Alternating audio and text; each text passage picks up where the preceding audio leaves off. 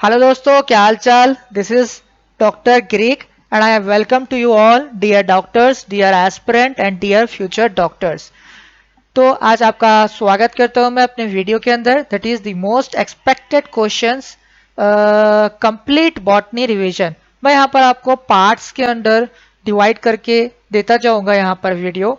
ठीक है, यहाँ पर एक एक चैप्टर या फिर एक एक यूनिट कंप्लीट किया जाएगा। और इसका अगर आपको पीडीएफ चाहना है, अगर आपको चाहिए, तो आप यहाँ पर डिस्क्रिप्शन में टेलीग्राम का लिंक दे दिया जाएगा, वहां से आप ज्वाइन हो जाना और आपको वहाँ पर फ्री में पीडीएफ मिल जाएगा।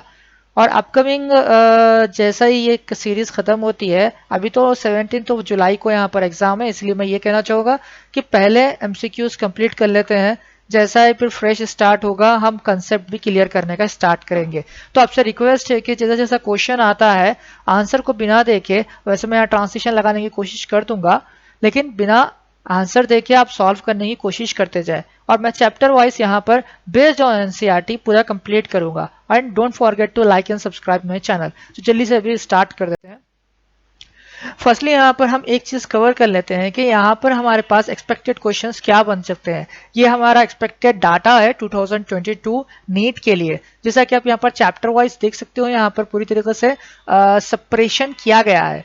लाइक लिविंग वर्ल्ड जो कि हमारा फर्स्ट चैप्टर आता है, यहाँ पर आप देख सकते हो, तो यहाँ पर बनते हैं एक्सपेक्टेड क्वेश्चंस 1।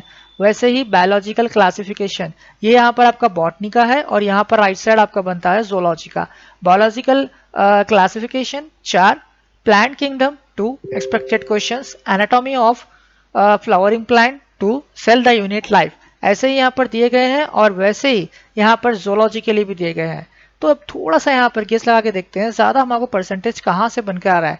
लेकिन इसका मतलब ये नहीं है कि हमको कौन सा भी क्वेश्चन यहाँ पर लेफ्ट करना है या फिर कोई टॉपिक हमको लेफ्ट करना है।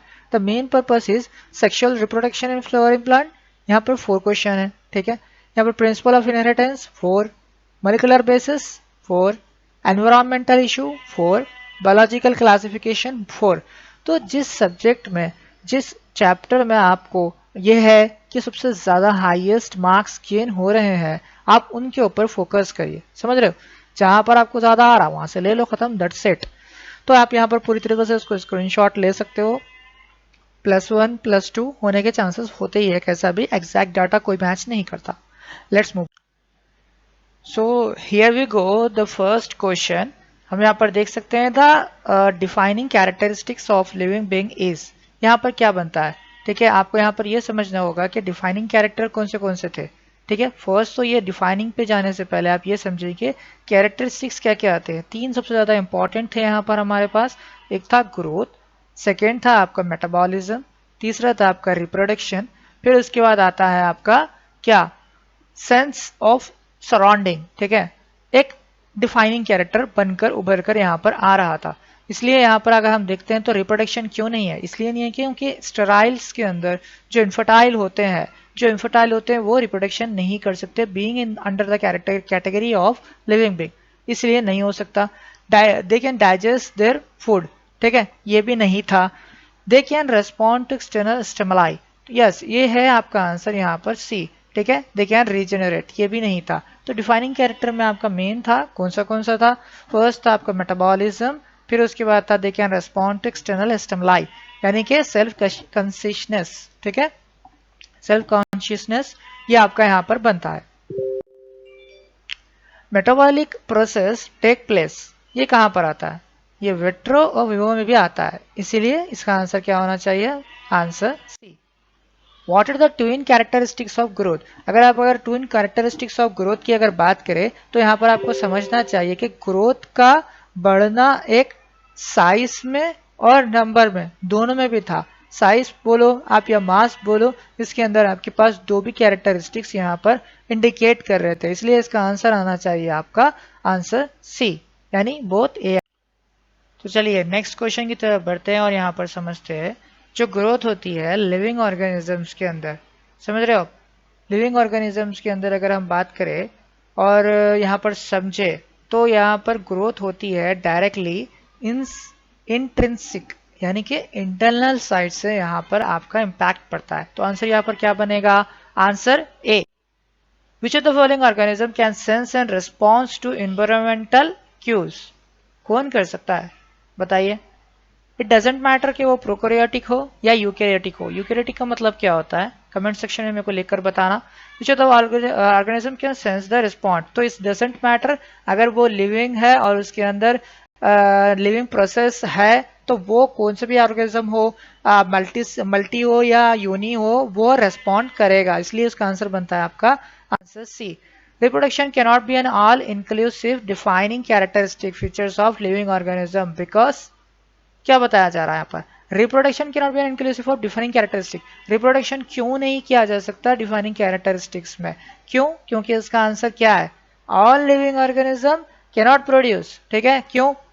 इसलिए क्योंकि कोई इनफर्टाइल भी हो सकता है, जरूरी नहीं है कि हर कोई रिप्रोड्यूस कर ही सके। इसलिए इसका आंसर आना चाहिए B, that is the many living organism do not reproduce. Basic unit of taxonomic hierarchy is, basic unit क्या है टैक्सोनॉमिक का?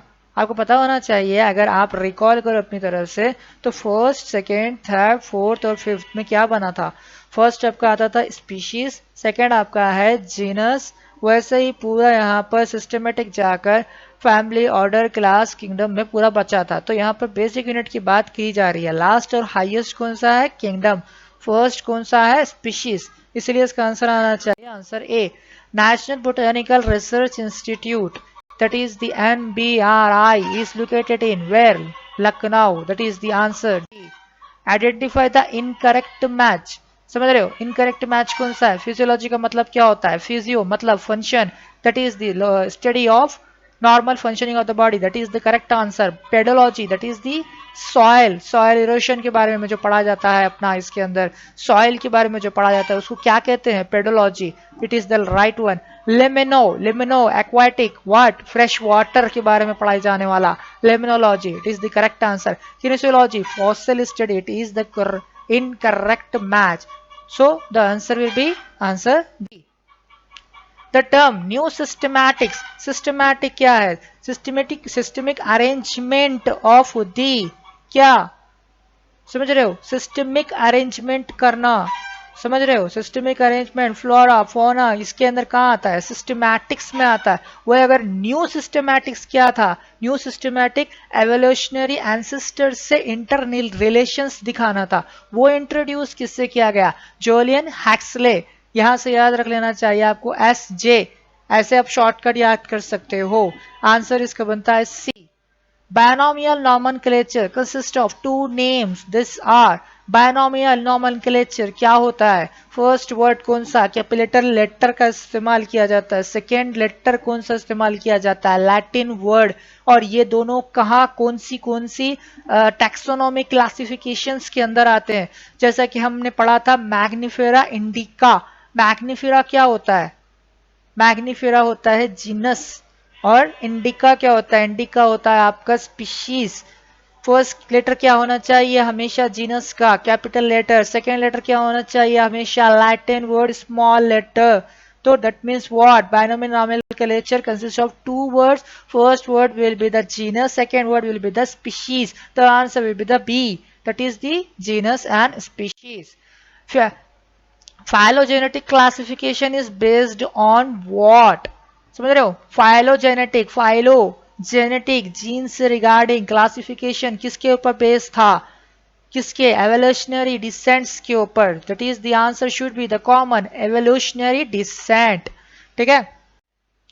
System of classification use by Linnaeus. Linnaeus कौन था? जिसने क्लासिफिकेशन, टैक्सोनॉमिक क्लासिफिकेशन के सिस्टम को बताया था। तो वो किस तरीके से था? वो किस बेस पे था? नेचुरल नहीं था, नेचुरल तो बाद में से आया, लेकिन फर्स्ट जो उसने बताया था आर्टिफिशियल सिस्टम बताया था। क्योंकि इसके अंदर बेस्ड ऑन किसके बेस पर नहीं किया गया था क्लासिफिकेशन? प्रोकैरियोटिक, यूकैरियोटिक और बहुत सारे यूनिसेलुलर, मल्टीसेलुलर इसके अंदर इंक्लूड नहीं किए गए थे। इसी की वजह से यहाँ पर ये सिस्टम को फिर से बाद में से दोबारा मॉडिफिकेशन किया गया। इसलिए यहाँ पर इसका आंसर बनता है क्या? Artificial system. Example of inter specific hybrid, inter specific internal दोनों के बीच हाइब्रिड का क्या बनता है यहाँ पर? Tigon and liger. Answer D will be the answer. अब आगे बढ़ते हैं और देखते हैं कि scientific name of plants are given by किससे, ICBN या ICBZN। जू का मतलब क्या होता है एनिमल, बोटानिकल का मतलब क्या होता है plants, that is for the international code for botanical nomenclature, that is the ICBN। Answer will be A. Musca domestica is a common name for what, house fly. Mosquito पता है, yes. Snail, एंट। तो answer क्या आना चाहिए मस्को का, answer A. Taxonomic studies depends on, किसके ऊपर depend करती है, ecological information of organism, yes. Structure, yes. External internal structure of organism, definitely. So answer will B D. The sum total of all the chemical reaction occurring in the body is known as, पूरे के पूरे chemical reaction जो body में किए जाते हैं कौन से होते हैं, कैटाबॉलिज्म नहीं, एनाबॉलिज्म नहीं। कैटाबॉलिज्म एनाबॉलिज्म तो क्या है, एनाबॉलिज्म क्या है, simple to complex breakdown of the chemical substances. Catabolism क्या है, कैटाबॉलिज्म क्या होता है, complex to simple breakdown of the chemical substances. इसका सम टोटल क्या बनता है, metabolism. That is the answer is A.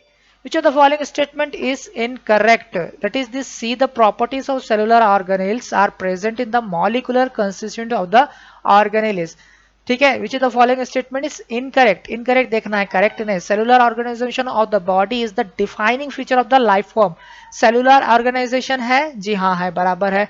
all plants, animal, fungi and microorganism exhibit metabolism। Of course damn sure, यहाँ पर प्लांट से लेकर आपके माइक्रो ऑर्गेनिज्म से मेटाबॉलिज्म यहाँ पर एग्जिबिट करता है। But the problem is properties of cellular organelles are present in molecular constituent ना, हरगिज नहीं, ऐसा नहीं होता।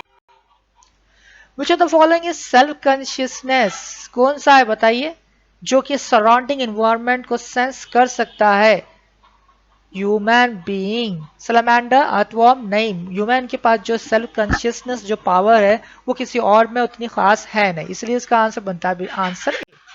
तो famous botanical garden KEW is located in, आपको पूरे बोटानिकल गार्डन के यहाँ पर लिखना चाहिए और समझना चाहिए उसके लोकेशंस कहाँ पर है। तो पहले बात कर लेते हैं क्योंकि वो है इंग्लैंड में। Which of the following aspect is an exclusive characteristics of the living thing? कौन सा एक्सक्लूसिव कैरेक्टरिस्टिक्स है, यहाँ पर देखते हैं हम। Perception of event happening in the environment and there memory, ये जो लिविंग थिंग के अंदर है एक्सक्लूसिव कैरेक्टरिस्टिक्स है। वो अगर बात करें मास फ्रॉम इनसाइड ओनली, ये नॉन लिविंग में भी हो सकता है। Isolate metabolic reaction occur in vitro भी। Increase in mass by accumulation of matter बोथोन, ये भी नॉन लिविंग में आ सकता है। लेकिन वही अगर लिविंग थिंग की एक्सक्लूसिव प्रॉपर्टी की बात करी जाए तो ये जो सेल्फ कॉन्शियसनेस है ये सिर्फ और सिर्फ ह्यूमंस में और लिविंग में बहुत ज्यादा एक्सक्लूसिव प्रॉपर्टी क्रिएट होता है।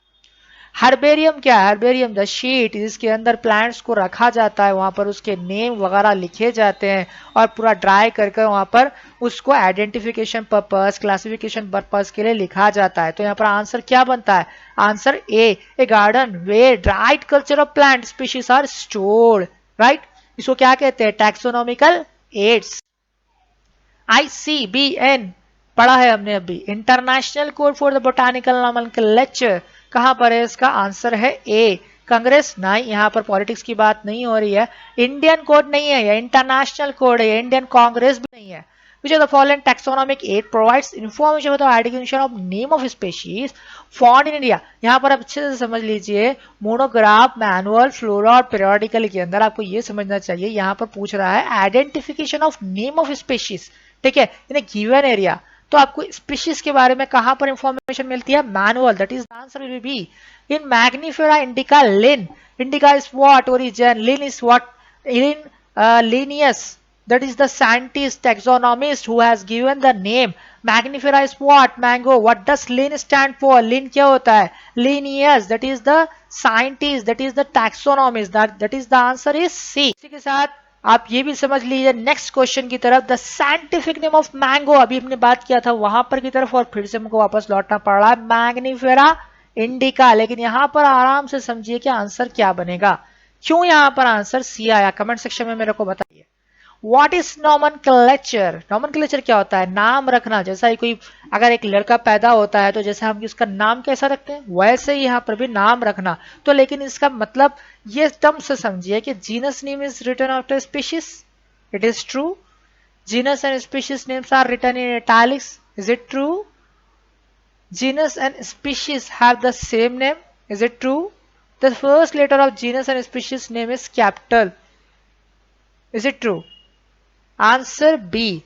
Genus and species names are written in italics. यहाँ पर आपको क्या करना है, italics में लिखना है नाम आपका, और फर्स्ट लेटर ऑफ क्या होना चाहिए, जीनस का कैपिटल लेटर, सेकेंड लेटर नहीं आना चाहिए, इसलिए ये गलत है. Genus and species have the same name. बताइए क्या इज इट पॉसिबल? पॉसिबल है ना? वो genus name is written after species ना. फर्स्ट आपको यहाँ पर ये समझ लेना चाहिए अच्छे से कि what is nomenclature. The term phylum was coined by what? Who? Haeckel. The binomial nomenclature was given by who? Answer is Linnaeus. What is the correct sequence? Answer is D. Kingdom, phylum, class, order. उसके बाद क्या आएगा? Genus, species. कौन सा order हुआ ये? समझ रहे हो? फर्स्ट आएगा आपका किंगडम, फाइलम, क्लास, ऑर्डर. और जब जैसे ही ऑर्डर हायर सेक्शन से बदलकर लोअर सेक्शन पे जाते जाएगा, वैसे ही वहां पर सिमिलर फीचर्स का डाउनफॉल होते रहेगा. The first binomial nomenclature was written in Latin, that is why, इसलिए वहां पर लैटिन में लिखा जाता है. ये थे हमारे कुछ चैप्टर 1 के यहाँ पर एमसीक्यूज. इसको आप अच्छे से सॉल्व करिए. होप करता हूँ कि यहाँ पर बहुत सारे लोगों ने आंसर दिया होगा. And don't forget to subscribe my channel, और इसके और पार्ट आते जाएंगे और अपने आप को जल्दी से जल्दी क्लियर करते जाएंगे. और तब तक के लिए मिलते हैं नेक्स्ट वीडियो में. Good bye.